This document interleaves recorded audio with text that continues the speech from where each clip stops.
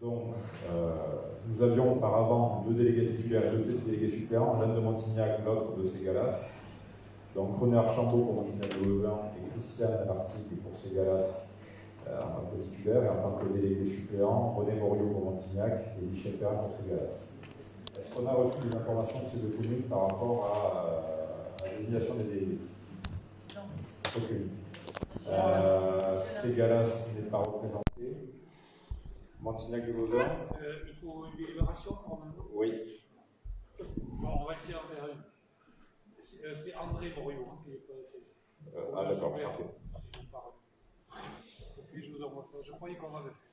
Alors, moi ce que je vous propose, c'est qu'on garde les 2 délégués titulaires et qu'on en mette un titulaire et l'autre suppléant. Est-ce que René Archambault veut être titulaire? Oui, il sûrement. On peut mettre René Archambault comme Montignac est représenté, privilège à Montignac. Donc, René Archambault titulaire et Christiane Lartigue suppléante. Est-ce que ça vous va? Comme ça au moins. Il y a peu d'enjeux parce que c'est vraiment un petit morceau de territoire. Hein. Ouais. Très bien. Vous êtes d'accord? Qui est contre?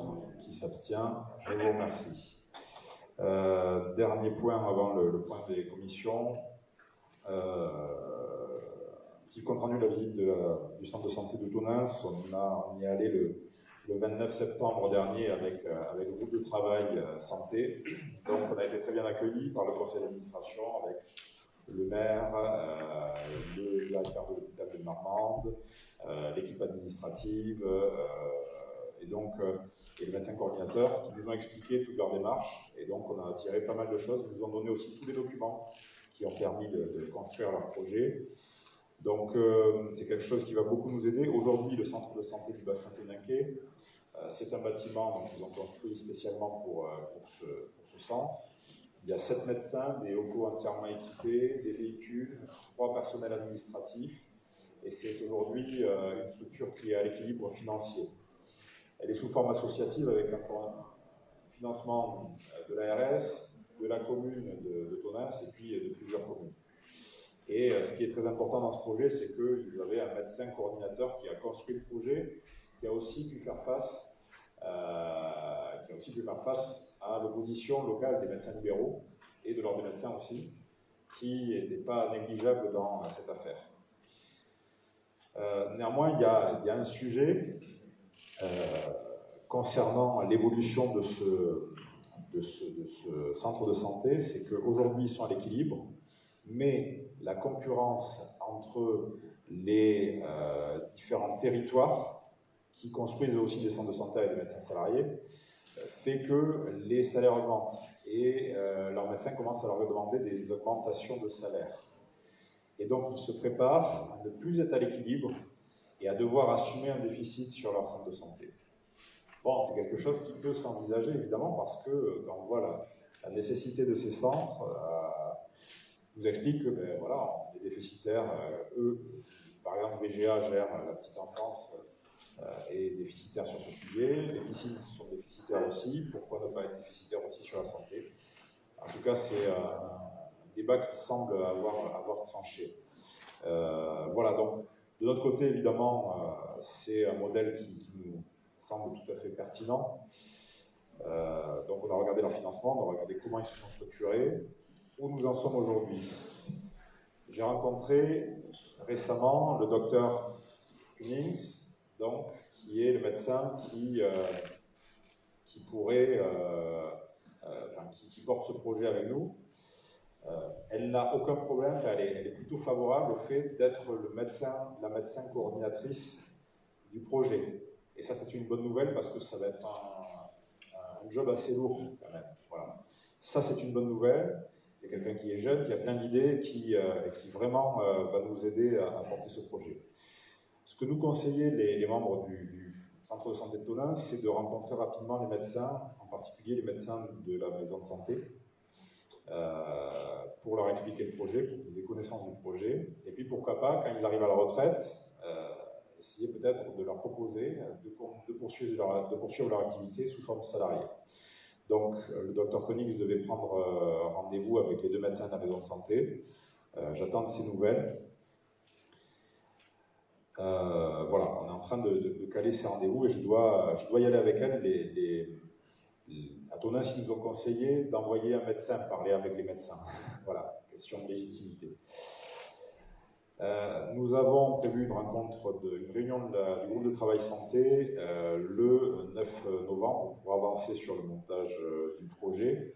Je vais essayer de caler un rendez-vous avec l'ARS aussi pour avancer sur le projet parce qu'il faut qu'il nous accompagne, il faut qu'il nous finance. Ce que nous avons appris avec cette réunion à Tonins, c'est que l'ARS attribue 80 000 € d'amorçage pour ce type de projet, ce qui n'est pas négligeable. Puis après, il faudra convenir, nous, du montage financier aussi avec nos financements à nous. Et voir ce qu'on peut aller chercher, évidemment, parce que l'investissement, quand même, est pas énorme, mais il faut équiper entièrement les cabinets, et puis avoir du personnel administratif, avoir un secrétariat administratif, et puis il faut amorcer la pompe, quoi, on va dire, hein, il faut payer le personnel les premiers mois. Enfin, dernière chose à vous dire sur ce sujet, j'ai eu un échange la semaine dernière avec un médecin que m'a envoyé Jacques Rimensberger, qui est à la retraite et qui serait prêt à venir, lui, à mi-temps, en tant que salarié. Voilà. Donc vous voyez que on en discute à peine, comme je vous l'avais dit, qu'on a déjà des médecins qui viennent vers nous.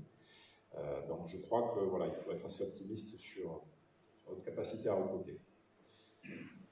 Voilà ce que je voulais vous dire. Est-ce que vous voulez ajouter quelque chose, ceux qui ont participé à cette rencontre et qui suivent ce sujet?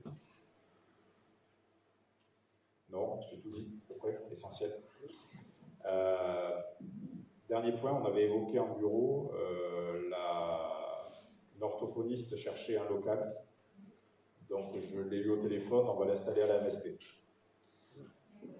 On a vu, alors elle était un peu en galère parce qu'elle ne trouvait pas de local et elle avait demandé, je ne sais plus qui avait évoqué le fait qu'elle puisse aller au CMS, au locaux du CMS à Saint-Arlou. Et en fait, elle m'a expliqué qu'elle avait le même problème que nous quand on a regardé pour son service, c'est que comme ça appartient à l'État, l'État ne peut pas lui faire un bail spécifique et que donc... ouais. C'est remonté au niveau du département, ouais. Et il étudie en commission, donc ça ne se fait pas comme ça, mais voilà. S'il y a une place à la maison de santé, alors, c'est aussi ce qu'on a vu ensemble, c'est que on a encore un cabinet médical qui est libre. Ce cabinet médical, évidemment, il est destiné à un médecin, et si on monte un centre de santé, il sera destiné sans doute à un médecin salarié. Donc l'idée, ce n'est pas d'installer quelqu'un d'autre dans ce cabinet médical. Néanmoins, il pourrait y avoir du mouvement dans des cabinets paramédicaux. Et donc, on a appris, même si ce n'est pas officiel, qu'il y aurait un praticien qui partirait d'un des cabinets paramédicaux. À l'horizon été 2022. Donc en gros, je lui ai proposé d'occuper ce local, ce cabinet médical, en attendant d'intégrer ensuite le cabinet paramédical. Voilà. Il vaut mieux qu'on mette une orthophoniste quand même, qui est utile dans ce cabinet médical plutôt que d'attendre qu'un médecin arrive, et on attend depuis un petit moment déjà. Et donc on a la possibilité, de toute façon on lui fait un bail précaire, une convention précaire, ce qui nous permet voilà, très rapidement de la basculer sur autre chose, ou de mettre fin à son bail aussi si on a un médecin à installer. Voilà. Donc son bail il s'installerait à partir du 1er janvier, et donc et ensuite au bout de 6 mois on pourrait changer éventuellement de local. Bon. Nous, je pense qu'on ne sera pas encore prêt à installer des médecins salariés avant l'été 2022. Ça me semble court comme délai. Voilà. Donc on n'est pas coincé par ça. Voilà ce que je voulais vous dire. Donc elle était contente, en tout cas, on lui trouve quelque chose. Moi, je l'ai eu au téléphone. Ouais. Donc je l'ai eu au téléphone et effectivement elle est ravie. Et après c'est porte ouverte puisque en fait en ayant expliqué, cette dame connaît très bien les écoles d'orthophonistes et elle pourrait nous faire venir d'autres orthophonistes. Donc là au niveau attractivité, c'est top. C'est top. Sachez aussi qu'elle pratiquera à mi-temps. Oui. Voilà. Elle pratiquera à mi-temps. Bien, voilà sur le sujet santé. Et autre chose, en qu'on fasse remonter au niveau du préfet l'interdiction des orthophonistes de travailler, enfin au niveau du préfet de l'ARS, de travailler dans les écoles. Parce que en fait, au niveau de leur convention collective, je pense, ça a été signé en 2019, cette interdiction. Donc il faudrait qu'on fasse remonter, parce que nous, on est sur des territoires désertifiés, et ces besoins, on les a, les orthophonistes, on les a pas comme les médecins, et en fait, on gage des chances à nos enfants, parce que les enfants ne vont pas chez l'orthophoniste, parce que les parents ne peuvent pas prendre des heures pour les amener. Et je trouve que c'est scandaleux. Tout à fait. C'est un sujet qu'il faut faire remonter. Ouais. Tout à fait. Très bien. Sur la santé, pas d'autres interventions. On passe au point sur les travaux des commissions. Qui veut commencer? Jean-Marie, tu lèves le doigt. Vas-y.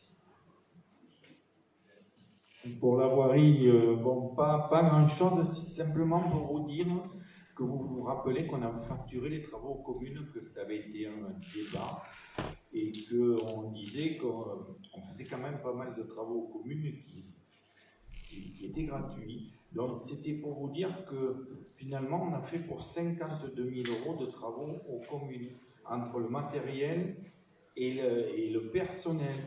Donc ça c'est de l'argent qui rentrera dans les caisses de la communauté de communes. Donc voilà, on dépense pour dépenser les épargnes, mais on avait dit qu'on rentrerait de l'argent à rentrer. Je voudrais remercier, parce que bon, j'ai la liste de toutes les communes, il n'y en a pas une des 20 communes qui ne nous a pas fait travailler.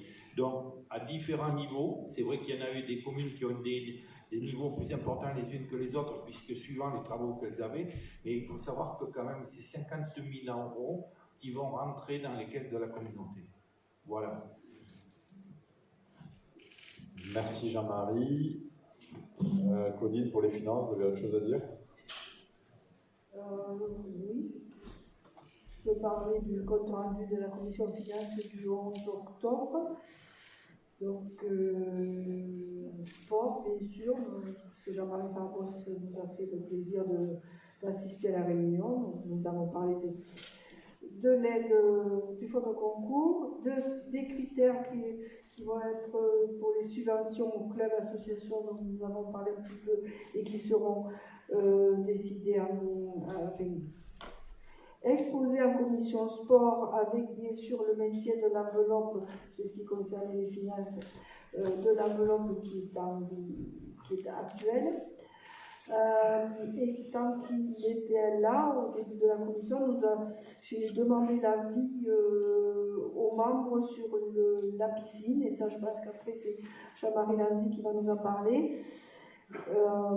Je vous donne la conclusion de la commission de finances qui était d'avis de continuer à verser une aide à la commune de Miramont plutôt que de se précipiter sur la compétence, parce que bon, c'est quand même une action pour la jeunesse et le sport.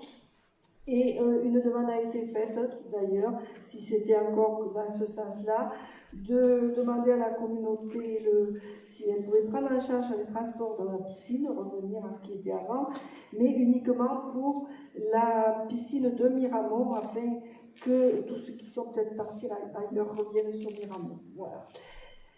Après, nous avons parlé du bulletin communautaire, savoir ce qu'on allait faire. Je pense qu'Emilien, peut-être tu vas en parler de ça tout à l'heure. Après, non.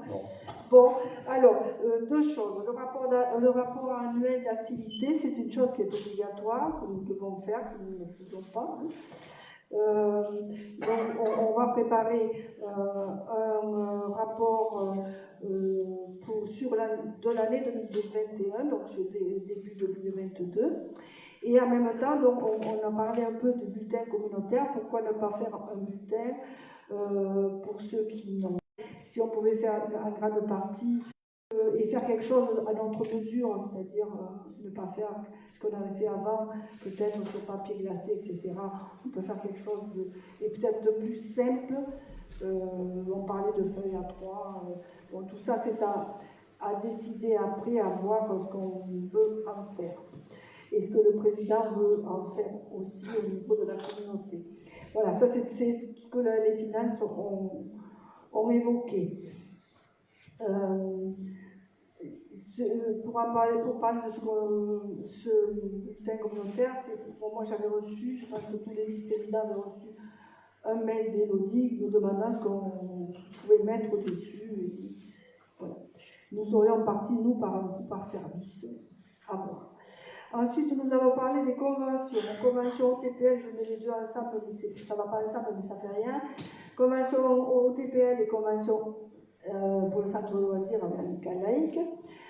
Parce que les conventions actuelles sont un peu succinctes et qu'au niveau des finances, il serait bon qu'on ait des conventions qui ne puissent pas être attaquées juridiquement, justement, parce que ce sont quand même des sommes importantes que l'on donne et qu'on puisse répondre si un jour on nous pose la question pourquoi vous donnez cette somme-là. Et donc, pour ce qui est de l'OTPL, c'est vrai que la commission tourisme, ça en charge également, ce qui est très logique. Mais je pensais que nous pourrions donc faire un document commun, arriver à faire un document commun qu'on présenterait à un conseil communautaire pour l'autorisation de signature par le président. D'ailleurs, j'essaierai d'être présente à la commission économie, tourisme du 9 novembre. Tant que j'y suis, par contre, je m'excuse. Ah, mais elle n'est pas là, Cécile, pour la culture, je ne pourrai pas y être. Et par contre, je pense que Sophie ira à ma place. Ça, c'est pour les dossiers de demande de subvention, pour finaliser ces documents, afin qu'elle puisse y ajouter la partie qui la concerne, comptabilité notamment. Pour le centre de loisirs, bon là il n'y a pas de commission, donc je pense que nous avons décidé de faire un groupe de travail, donc il y a deux personnes, M. Bory, Mme Vallone, qui étaient disposées à travailler sur cette convention, bien sûr M. le Président, et normalement, et bien sûr Annie pour tout ce qui est technique.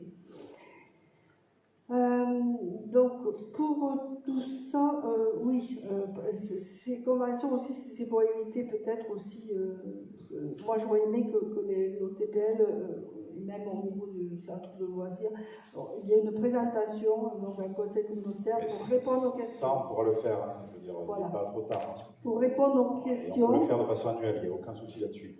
Voilà. Et comme je l'ai dit, la commission finance peut aussi les auditionner dans ce travail que tu viens de décrire. Oui, mais je me disais, bon, si on les auditionne en finance, après on les fait venir en conseil communautaire, je pense que tout le monde a peut-être des questions, mais il n'y a pas que la commission finance qui a peut-être des questions à poser. Mais on peut faire les deux, mais dans le travail que tu viens de décrire, moi je trouverais tout à fait normal que vous les auditionniez. Peut-être, mais bon, si vraiment ils veulent aller partout, c'est un choix. Enfin, attendez, cette convention, les conventions pluriannuelles qu'on doit retravailler avec le TPL et avec le centre de loisirs, enfin, vous connaissez les montants, voilà, on n'est pas sur des choses anodines, donc on ne peut pas les travailler sans échanger avec les associations, sans connaître comment ils travaillent, sans savoir comment ils utilisent ces subventions, voilà, et quelles sont les évolutions à venir. Donc, on ne peut pas faire sur un coin de table de notre côté élaborer une convention et leur dire ben voilà ce qu'on vous impose. J'ai jamais dit qu'on faisait quelque chose. D'accord, mais on ne va pas attendre le conseil. On va pas attendre le conseil communautaire pour leur demander leur avis et leur demander voilà, ou de nous expliquer. Il faut que ce travail de rédaction des nouvelles conventions il soit fait en ayant auditionné un minima, en ayant auditionné. Je ne dis pas qu'il faut travailler écrire avec eux cette convention. Je dis juste qu'il faut les auditionner pour bien réaliser ce travail-là. Voilà, c'est tout. Et à la limite, moi, j'aurais préféré un conseil communautaire d'abord, parce qu'on a tout l'éventail de toutes les personnes qui ont des questions que les finances n'ont peut-être pas. Oui, mais je veux dire, on les auditionnera pour justifier après le vote de la convention, je pense. Enfin, après, bon, voilà. ça, c'est un travail qui va se faire sur quelques mois, hein, ça ne va pas se faire aussi. Mais on en parle depuis déjà le début du mandat. Donc, il fallait quand même qu'on se mette sur ce travail. Ensuite, eh bien, voilà, c'est à peu près tout ce qu'on avait. Bon, on a parlé de la M57, mais on vient d'en parler. Et de l'état de la trésorerie, donc là, je peux vous la donner maintenant, parce que ça a encore changé. Hein. Nous avons en trésorerie, je parle bien de trésorerie, 1 556 900 € avec la ZAC comprise. Merci Claudine. Juste sur le bulletin communautaire, simplement je reviendrai vers vous quand j'aurai des propositions à vous faire. Pour l'instant, je n'ai pas de propositions à vous faire. Je suis en train d'y réfléchir, je vais demander à Elodie d'y travailler. Et on est en train de demander aussi des devis pour chiffrer quel serait le coût et en fonction des différentes options qu'on choisit de ce bulletin communautaire. Je vous en parlerai quand je pourrai vous présenter des éléments précis. Sur ce sujet, sur les finances, c'est bon. Merci Claudine. Jean-Marie pour le sport. Pour le sport, on n'a pas eu de commission. La prochaine commission, c'est le 15 novembre. Donc, au niveau du sport, a été revenu le fait de réunir une commune qui voulait acheter des défibrillateurs. Donc, on a fait 2 réunions. Et donc, à la majorité, vous avez choisi la société Alter Dokeo. Donc, Nicolas vous a envoyé un mail aujourd'hui, de façon à vous mettre en rapport avec cette société. Et donc, dans laquelle vous avez les boîtiers, la maintenance, la formation.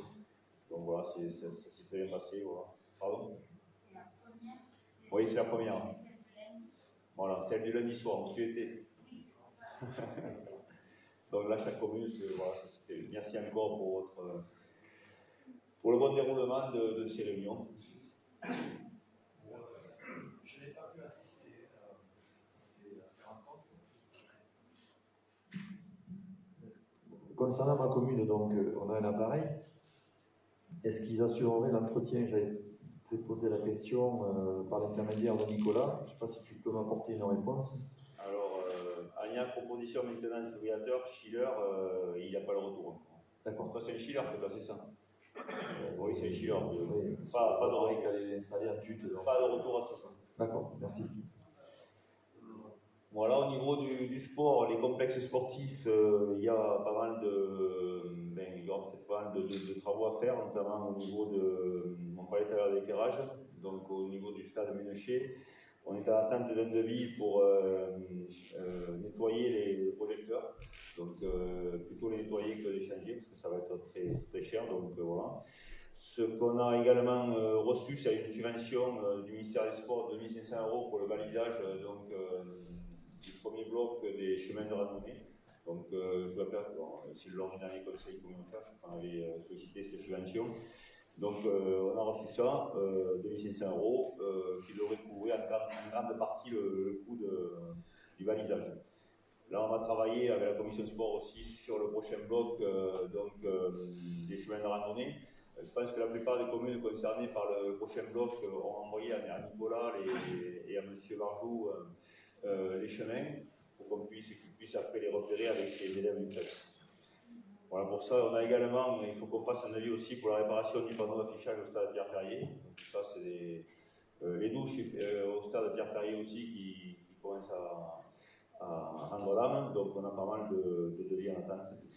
Voilà pour ce qui est du sport sur ces 2 mois. Et par contre, lors de la commission du 15 novembre, une grande partie de l'ordre du jour sera aussi pour au niveau des subventions, voir la règle d'attribution des subventions pour le sport pour l'année à venir.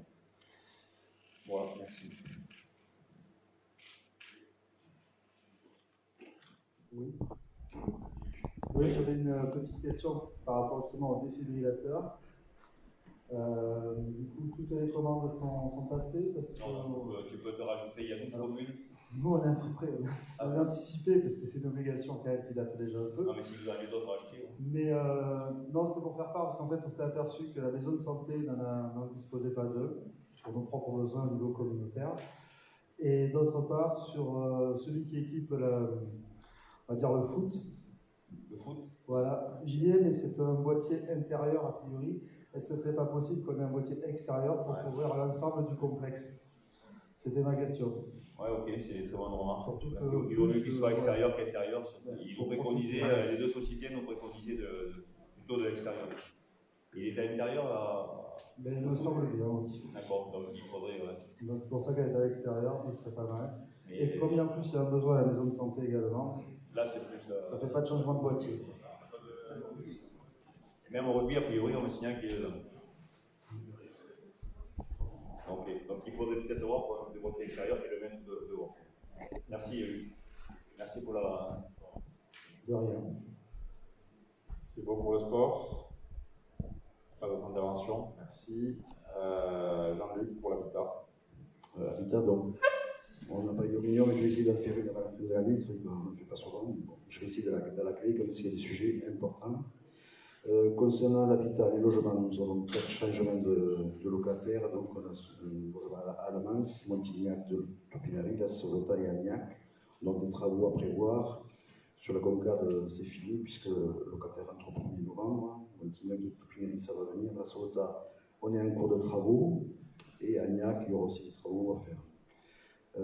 Par rapport à l'isolation des bâtiments, des logements, l'isolation à 1 euro, malheureusement, il reste 19 logements à faire. Et ça, c'est pas dû à l'entreprise, mais aux locataires qui ne renvoient pas les documents nécessaires pour pouvoir faire ces travaux. C'est assez désolant quand même, parce qu'on n'en a fait que la moitié. Donc là, on va relancer, enfin, on a relancé avec Dominique, il y a des documents qui arrivent actuellement. On va travailler avec une autre entreprise aussi, pour essayer quand même de finaliser cette isolation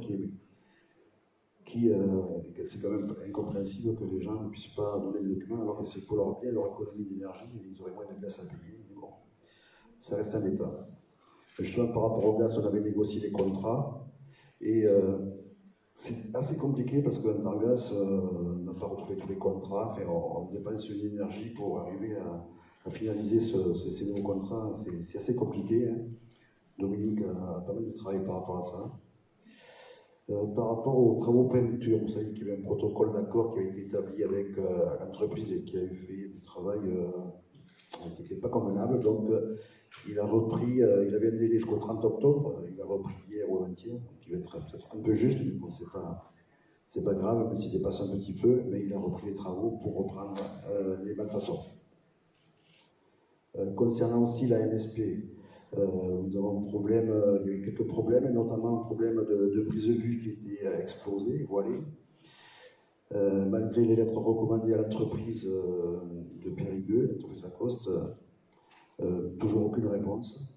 Quand on leur appelle, ils doivent venir toujours la semaine prochaine, nous appeler, on est toujours dans l'attente. C'est quand même assez dangereux parce que cette prise de vue, ce prise de vent peut se briser et blesser quelqu'un. Donc, s'ils ne répondent pas dans la semaine prochaine, on sera obligé de prendre d'autres moyens pour faire intervenir cette entreprise. Il y a la même chose avec l'entreprise FH sur les panneaux photovoltaïques où il y a quelques soucis. Après, c'est une question, Luc, tu pourrais la poser par rapport à la compétence habitat et ce que tu m'as parlé l'autre jour par rapport. Enfin, si tu veux poser la question, puisque c'est toi qui me l'as soumise. Oui, on avait échangé ensemble sur le fait que Miramont avait opté pour le permis de louer, qui concentrait sur certaines zones là-dessus. On se posait la question si, au niveau de la communauté de communes, d'autres communes, sur des parties toujours très ciblées, c'est jamais l'intégralité de la commune, sont des zones très très ciblées dans l'amélioration de l'habitat, si certaines communes étaient intéressées par ce permis de louer aussi. Je pense que c'est un outil pertinent pour Miramont et je pense que c'est un sujet qui va être vu dans l'étude stratégique ORT parce que ça fait partie des outils qu'on pourra prévoir dans les plans d'action à l'issue de l'étude. Voilà. Je ne dis pas de bêtises, merci. Mais oui, ça peut être utile sur d'autres communes, tu as raison. Et je pense que l'étude ORT nous permettra de bien le déterminer.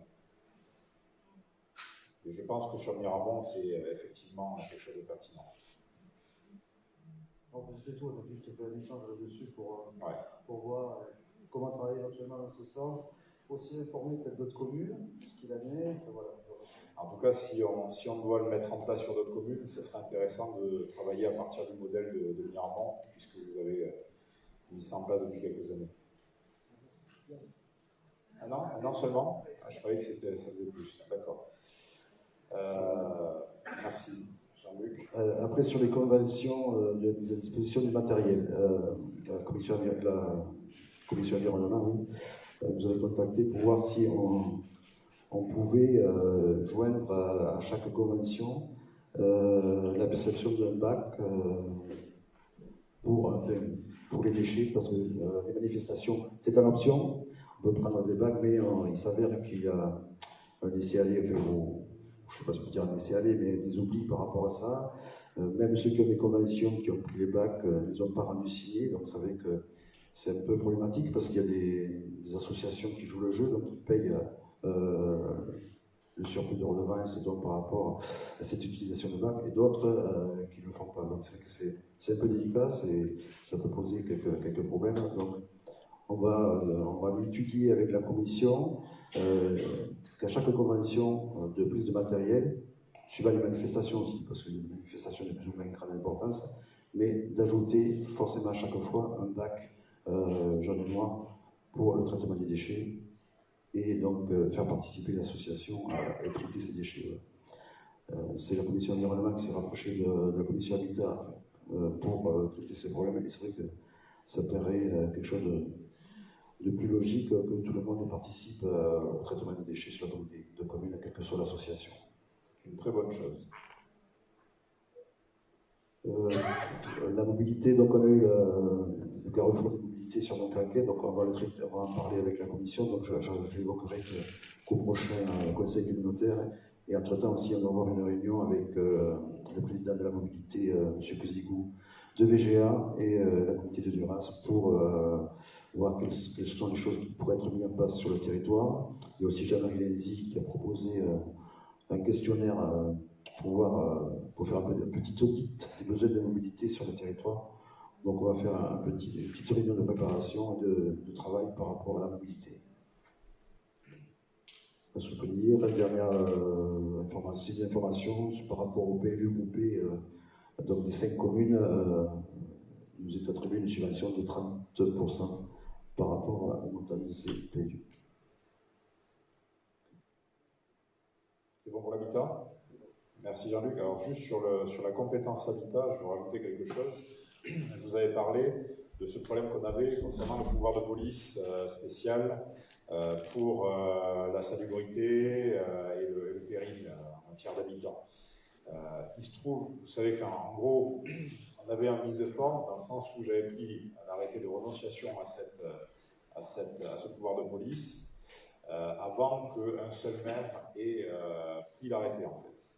Ce qui fait que la préfecture nous envoie un courrier signé du préfet nous disant merci d'informer les communes, les maires de votre communauté de communes, que maintenant c'est vous qui avez la compétence. Voilà. Ce qui est une démarche un peu bâtarde parce que nos arrêtés de non-transfert n'ont pas fait l'objet d'un déféré préfectoral, n'ont pas été retoqués au contrôle de légalité. On a abordé ce sujet ce matin avec Interco Rural 47. Il se trouve que tous les EPCI du département sont fait retoquer. Tous. Alors certains avaient quasiment pas de mise de forme et arrivent à passer, mais les trois quarts ont reçu le même courrier que nous, soit pour des délibérations, soit pour des arrêtés. Dans tous les cas, il y a une volonté manifeste de nous retoquer sur ce sujet. Voilà. Donc on a pas mal échangé. Il se trouve que, comme je viens de le dire, on ne nous a pas demandé de retirer nos arrêtés. Donc l'issue de nos discussions, c'était que si nos arrêtés ne sont pas retoqués, ne sont pas retirés, alors ils sont valables jusqu'à ce que la justice prouve le contraire. Voilà. Bon, si on a un cas sur le territoire de la communauté de communes, on a un problème juridique sur un habitat insalubre ou un péril imminent, on va vérifier rapidement si juridiquement notre position tient. Mais pour l'instant, on ne sait pas comment intervenir sur le sujet. On a consulté le service juridique de l'Association des communautés de France qui nous dit qu'effectivement, il y a un vice de procédure et que donc on ne peut pas revenir en arrière sur ce sujet. Donc pour l'instant, on a décidé de ne pas bouger. Néanmoins, j'ai demandé à Jacques Billirit qu'on le mette à la prochaine conférence, qu'on mette à l'ordre du jour de la prochaine conférence des exécutifs du SCOT, pour qu'on en parle aussi au niveau du pays. Et puis, il y aura au mois de décembre une CDCI, Commission départementale de cohérence intercommunale, au cours de laquelle on pourra aussi aborder ce sujet.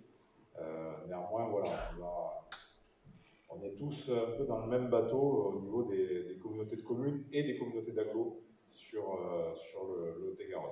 Voilà. Je tenais à vous informer de ces suites-là. L'économie, Jean-Noël? Oui, juste vous dire que le 7 octobre, donc, on a réalisé la soirée entreprise, une 60aine de personnes présentes, 32 entreprises, toutes les chambres consulaires, Initiative Garonne, 3 témoignages d'entreprises locales, donc très belle soirée. Je remercie d'ailleurs tous les élus qui étaient présents pour l'implication et leur intérêt. Ensuite, on prépare activement aussi la soirée agriculteur à Bourgognag, le jeudi 18 novembre. Donc là où on parlera de la PAC, mais pas que, donc il y aura pas mal de petites choses. Là, pareil, toujours avec la chambre d'agriculture. Et aussi, on a commencé à tracer un peu les grandes lignes du job dating qui aura lieu à Saint-Pardoux cette année, donc en avril. Donc Claudine l'a dit tout à l'heure, la prochaine commission économie, agriculture, tourisme aura lieu le 9 novembre. On y parlera bien sûr convention TPL, puisqu'il faut savoir que par l'intermédiaire de son directeur, l'association est présente à toutes nos commissions. Donc je pense que vous recevez aussi tous les comptes rendus et il nous informe un petit peu au fil de l'eau de tout ce qui se passe. Donc je pense que des informations on peut en avoir. Et je vous rappelle que justement cette association tient son assemblée générale le 16 novembre à La Sauvetat, au manoir du Bout du Pont, à Agnac, pardon, mais c'est la commune d'Agnac, mais bon, c'est vrai que c'est un établissement qui est plus estampillé chez nous, La Sauvetat, mais tu as raison Yannick, c'est bien sur la commune d'Agnac, donc à 17h je crois, donc là aussi vous y êtes tous invités. Le 9, on parlera aussi du piégeage du Ragonais, si on arrive à sortir M. Trichet de sa palanquière, et pas mal de petites choses, il y a un ordre du jour assez complet. Voilà, je ne vais pas vous embêter davantage. Merci Jean-Noël. Des interventions sur l'économie, pas d'intervention. Jean-Marie, sur la prospective et la politique contractuelle. Bon, pas de nouvelles dépenses. Nous avons continué après la dernière réunion qui remonte un peu en attendant la prochaine, à travailler sur les différents scénarios, vous savez, de piscines couvertes, avec 2 sites à nouveau intéressants et qui sont plutôt dans les dimensions financières acceptables par nous, c'est-à-dire à moins d'1 million d'euros. Il s'agit de la communauté des communes du pays de la Châtaigneraie. Je pense que personne ne connaît, mais c'est au sud de la Vendée, entre Niort et Cholet en gros. 16 000 habitants, quelque chose qui est assez comparable à notre territoire, où là, ils ont une piscine effectivement couverte avec une couverture escamotable l'été, qui leur permet 6 mois d'exploitation, volontairement raccourcis, les 6 mois, pour optimiser minimiser le déficit de fonctionnement. Ils arrivent à 23 000 baigneurs et à 6 € à peu près de subvention par baigneur, ce qui est en bas de la fourchette des déficits de piscine, des restes à charge des piscines en général. Un autre site a été identifié pouvant correspondre à la situation de Miramont. Hein. C'est celle du Boulou dans les Pyrénées-Orientales. Et nous aurons la visite d'un responsable d'une société de conception de maîtrise d'œuvre de piscine qui s'appelle Aqua Loisirs. Le président ou le directeur s'appelle M. Ramos. Viendra donc sur site à Miramont le 23 pour examiner avec nous les différents scénarios possibles d'architecture compatibles avec ce site et utilisant au mieux le site de Miramont. Parallèlement, on a un peu travaillé sur la mobilité, comme l'indiquait Jean-Luc Gardot, et nous arrivions à la nécessité de faire un questionnaire pour affiner les besoins de mobilité, sachant qu'on voit bien que dans le rural diffus, il n'y a qu'un type de mobilité comment dire, publique et collective qui fonctionne, c'est le transport à la demande, comme on dit. Il n'est pas question de faire des lignes régulières, des bus évidemment. Et le transport à la demande, s'il est totalement libre et comment dire, sans limite, il est trop coûteux dans les expériences qui ont été faites dans d'autres territoires. Donc il faut tout de même affiner qui en a besoin, pour quel type de destination, avec quelle fréquence, quelle journée, etc. Et simplement ce projet d'enquête que j'ai transmis à tous les membres de la commission, et je crois au maire membre du bureau, sous réserve d'être affiné, un peu modifié, on ne sait pas trop comment le diffuser.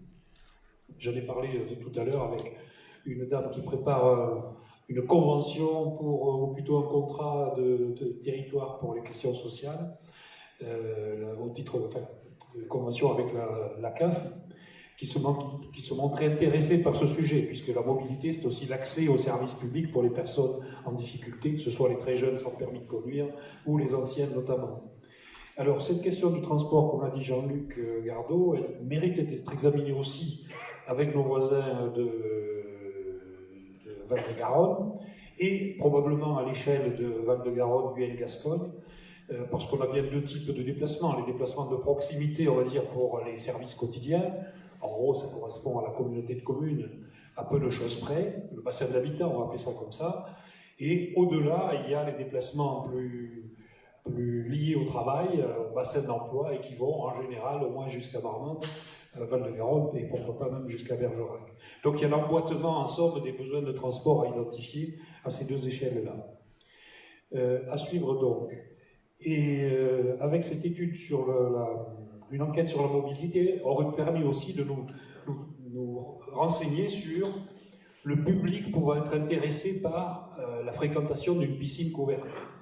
Parce qu'effectivement, lorsqu'on va, au bout de quelques mois, j'espère, vous présenter sur la table les différentes études d'opportunité, la question se posera de savoir combien de personnes sont susceptibles de fréquenter un établissement pour apprécier si l'investissement en vaut la peine ou pas. Pour finir, j'envisage après le congrès des maires qui se tient dans la deuxième semaine ou troisième semaine de novembre, d'amorcer un travail sur l'évolution de l'intercommunalité possible, donc bien sûr les communes nouvelles ou autres, mais j'essaierai d'avoir des contacts plus précis, très concrets, avec des élus lors du congrès de l'Association des maires de France à Paris à ce sujet. Il est possible aussi que dans les programmes de l'élection présidentielle, il y ait quelque chose sur l'organisation territoriale, même si les politiques sont toujours très prudents là-dessus, tellement il y a d'attentes contradictoires sur ces sujets, mais je pense que ça peut évoluer aussi. Voilà, c'est tout pour aujourd'hui. Merci Jean-Marie pour l'intervention sur la perspective. Pas d'intervention, merci au vice-président. Questions diverses. Je vais juste simplement vous dire que vous avez dans votre dossier donc, le PowerPoint qui a été diffusé à l'Assemblée Générale de l'association UPI V3G pas plus tard que lundi. Vous avez un point d'avancement sur le PETR, enfin, la création du PETR et la composition du comité syndical que nous devrons voter le mois prochain. Et puis vous avez toutes les opérations annexes portées par le pays. Donc c'est un document que vous pouvez vous régaler à parcourir. Est-ce qu'il y a des points que vous voulez aborder en questions diverses? Marie. Le micro. Marie.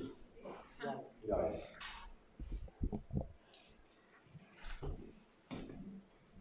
Moi, c'est juste une précision sur un sujet qu'on a abordé tout à l'heure,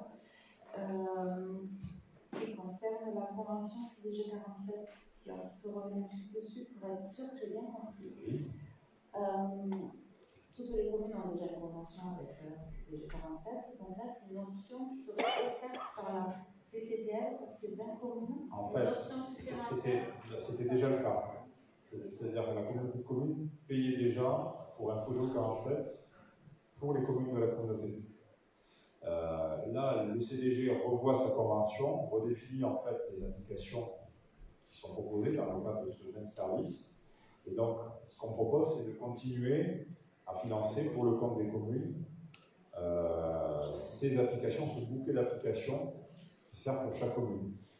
Ce bouquet d'applications s'appelle Mon Environnement, et donc il y a dedans matrice cadastrale, il y a le plan des réseaux, il y a... C'est déjà la communauté de communes qui finance ça, c'était déjà la communauté de communes, voilà. D'autres interventions? Oui, Jean-Luc? Juste une expérience. J'ai été attaqué sur le RGPD par rapport à des informations que j'aurais transmises. Il s'avère que je n'ai jamais reçu ces informations, que je n'ai jamais transmises, mais c'est pour mettre en éveil, et il serait peut-être bon peut-être de faire une réunion avec un rappel par rapport à ce qu'on transmet, parce que quand on se rapproche des services et qu'ils voient un peu ce qu'on transmet comme mail, ça peut être très, très délicat et peut amener à des procédures. Voilà. Donc ça c'est... Tu parles de quoi en fait? Du RGPD. Oui, non mais j'ai compris, mais sur quoi? Sur les transferts de mails, sur l'utilisation des adresses mail? Les adresses ou ceux que vous utilisez comme... les documents que vous envoyez, oui. Sur les documents qu'on envoie? Par mail, oui. J'ai été accusé d'avoir transféré un mail que j'avais reçu d'une autre mairie à une autre personne. Ah bon? Et donc, la personne... donc, je veux dire que c'est assez pointu. Donc, je pense qu'il serait bien d'avoir une réunion, même si par rapport à l'RGPD, c'est la gestion, je pense ici, qui couvre. Ah bon? Annie, donne-nous la précision sur ce sujet. On a adhéré à la convention, enfin on a une convention RGPD, donc c'est la déléguée à la protection des données du CDG qui nous accompagne. Donc par exemple, sur tous les documents que l'on envoie, on a des procédures, on a des phrases indiquées sur certains documents, etc., qu'elle nous a aidé à bâtir. Et dès qu'il y a un pépin avec un usager, il faut vite leur signaler. Vous avez une convention? Oui, mais c'est pas de problème. Mais je pense qu'on envoie des mails certains mails à certaines personnes, des fois, qu'on n'aurait pas. Voilà. Donc, et je pense qu'avec des cas concrets, je pense qu'une petite réunion de rappel par rapport. Même au téléphone, on peut être accusé. Tu veux dire, quand c'est verbal, non, mais. C'est-à-dire au niveau des agents de la collectivité. Au niveau des agents de la communauté, tu veux dire une information? Pour toutes les communes? De toutes les communes, j'ai compris ça, mais on pourrait le demander au CDG d'avoir une information spécifique à la CCPF. Je pense que ça serait une bonne chose. Ouais. Parce qu'ils ont fait une réunion récemment, ils ont fait plusieurs réunions sur différents secteurs géographiques pour vendre leur convention RGPD, mais peut-être qu'on pourrait leur demander une intervention spécifique sur le territoire. Oui, pourquoi pas. C'est vrai qu'il y a des pratiques sur lesquelles on doit être vigilant. La pratique la plus courante, et je vous alerte aussi là-dessus, c'est le consentement pour ajouter une adresse email dans une liste de diffusion. Je vous le dis parce que parfois on voit des newsletters passer ou des emails, on reçoit des emails, on n'a pas forcément donné son consentement. Voilà. Alors, on le voit tout le temps parce qu'on donne notre consentement quand on accepte les cookies des sites. Donc ça, on donne notre consentement souvent sans le savoir. Mais quand il s'agit de structures locales, d'associations et communes, souvent ça ne passe pas par le big data, ça ne passe pas par les cookies des grands sites. Hein. C'est juste que votre adresse email, elle a été récupérée quelque part. Voilà. Donc je vous alerte sur la façon dont vous communiquez, que ce soit au niveau collectivité ou association.